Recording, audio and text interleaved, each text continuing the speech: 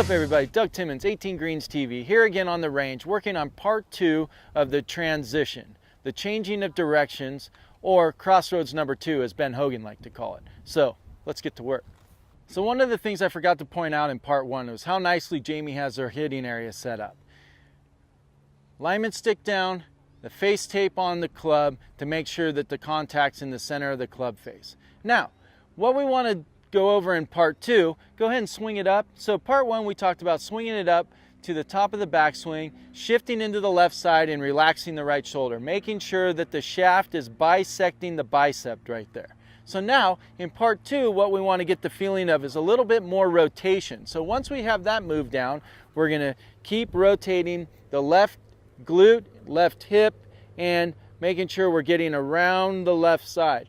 As we're doing that, a little bit of pull in the left arm and a little bit of rotation in the left forearm and hand also. So go ahead and rotate and work into it. So now we're working into the hitting area, and as we're doing that, we want to get the feeling of finishing the rotation and rotating all the way around the left side. What we're going to see in the video is the hips working around, right shoulder going down the line, and the hand and the club head going through the hands at about waist high.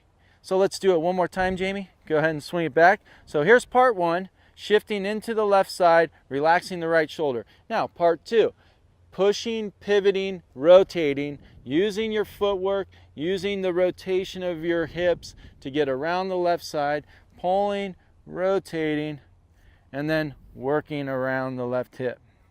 So from here, what we want to make sure we're paying attention to also is what our footwork is doing. We want to see the right foot rolling and working this way. What ends up happening, go ahead and swing it back, Jamie. If we're getting a little bit too much outside in, the right foot comes up and over. You'll start seeing the right foot going that way a little bit quicker than what we'd like to see. So as you get the outside in, the right heel is going to come up and over. Now, when we start getting that shift and rotating around the left, you're going to start seeing the heel move this way and really getting stable around the left side. All right, go ahead and hit one, Jamie.